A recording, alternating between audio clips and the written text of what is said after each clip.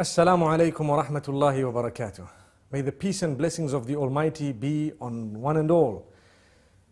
Today we will be discussing another very, very important topic, and that is what we see around us. What do we see? We see a lot of things. One of them is everybody is running. Everybody is racing. Racing to do what? Racing to get more, to have the latest, to have everything the others have and even more and better, and to see who has the best and so on. This is more like a rat race, the race behind materialism. If we are to run behind materialism, materialism has no end. A lot of the times the example that people give is that of the mobile phone. We always want the latest, even if the phone we have does our job and it is good and it has been faithful to us, we still want to change it, we want to update it. Sometimes when we cannot even afford to have a mobile phone and we would have it, we would borrow, we would live on that which is credit, in the sense that we owe people and we don't even have the means to own something and we want it. The same applies to a motor vehicle, where you have a person who has a car, they've barely afforded it, but they want another one. They want to update it, and they keep on updating it, and they look at the other one, and they want that one as well. And then they are never happy with what they have, because they see what others have. We are taught as Muslims, be happy with what you have. Look at what you have, concentrate on it, and thank the Almighty for what He has given you and for where He has placed you. And this is the contentment of the heart that is required by a believer. And we need to know, yes, if you can afford it very comfortably, then go to it. And maybe perhaps you are allowed to have it. But what you do need to understand, and I do need to understand as well, is that I need to tailor-make my life according to my budget. What I have is the budget. What I own is the amount that I have. I need to make sure that I buy that which I can afford. Why should I buy something I cannot afford? It is a burden on the shoulders.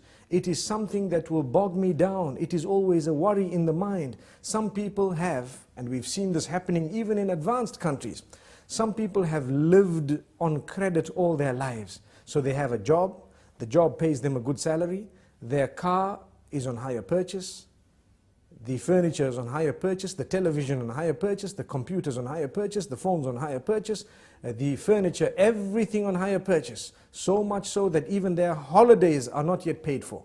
And they've just swiped a card and it keeps on adding. They did not calculate that one day we might lose the job. Then how are we going to pay for it? And this has happened. It has happened in the most advanced of countries. And we need to know that it can happen anywhere. And for this reason, Islam teaches us, don't live on credit. Live your life according to your means. If you cannot afford a holiday, don't go on it. Or go on a more basic holiday. If you cannot afford a mobile phone, don't have one. If you cannot afford a vehicle, go with public transport. It might be better for you. And so on. Yes, we should aim right at the skies. No harm in that.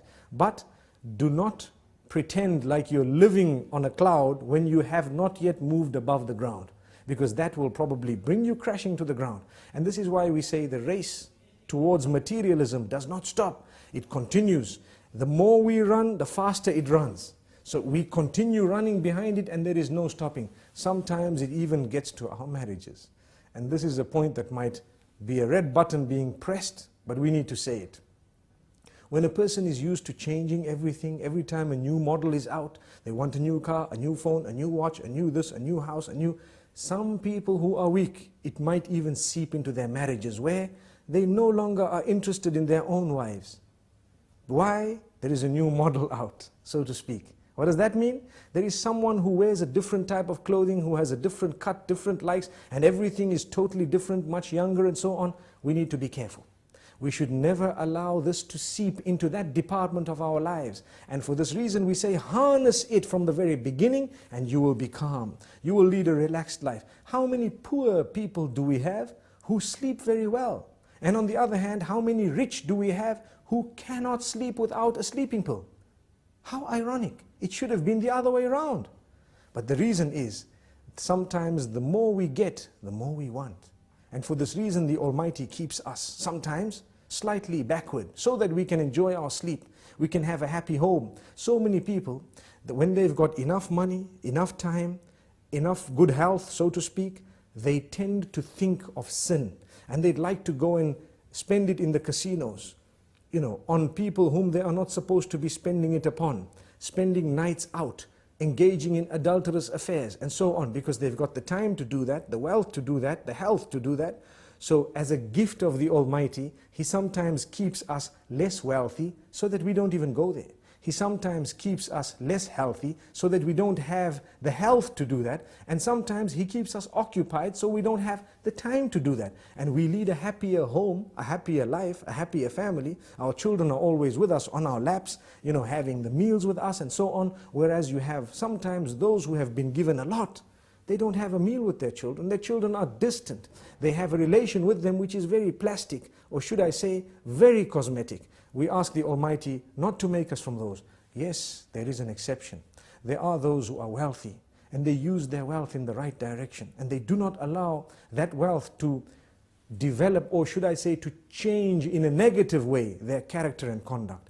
Because sometimes what wealth does, it messes a person up. Or, to word it more correctly, as we've always said, wealth does not spoil you, but it gives you the opportunity to show who you always were inside. And I think we've explained this in the past. Like someone working for a boss, and his boss tells him something he doesn't like, he might be very upset, he wants to show it, but because he's not as wealthy, he cannot show it. So he says, yes sir, thank you sir, okay sir. But his heart is bubbling and bursting with all this, want to actually clarify and to answer back. He hasn't done it because of his standing. The minute he gets wealth, the wealth did not spoil him, but it gives him a chance to answer back and say, who do you think you are? If you have, we have as well.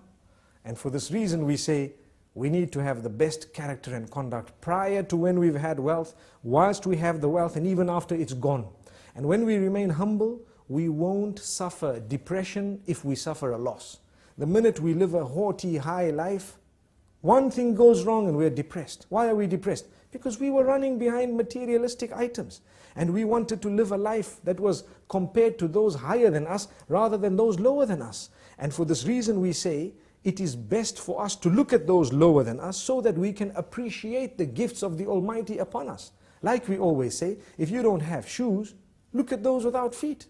And you will realize, at least I've got my feet, I might not have shoes. And this is just one example. In this way, there are so many examples. The youth out there, definitely the media plays a big role, a very big role, in convincing people to want things that they don't actually need.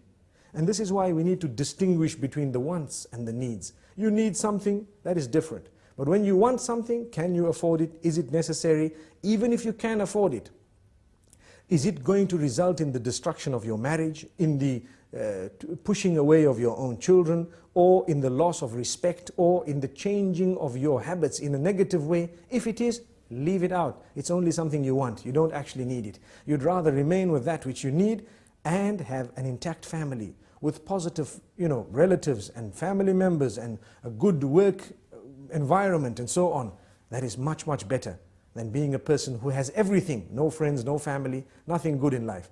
And this is why I repeat, and I'd like to end with this, there are many people who have really prayed for lots of wealth, and when that wealth came to them, it actually came to them with more negativity than anything else. They lost their family members, they lost their relatives, they lost their children, and they lost their sleep as well. Sometimes they lose their health as well. Do you know when you can afford food and you eat a lot of junk food and you eat a very, very unhealthy solely because you can afford it? Sometimes the Almighty does you a favor, you simply cannot afford it, and you don't know that the gift, or should I say, the side kick of that was that you would remain much healthier than those who could have afforded everything and did have it. So sometimes it's a gift of the Almighty. Let's become happy with the condition we are on, and let us learn to budget very carefully before we spend. Spend very carefully, don't waste that money, and remember, the needs come before the wants. Until we meet again, Assalamu alaikum wa rahmatullahi wa barakatuh.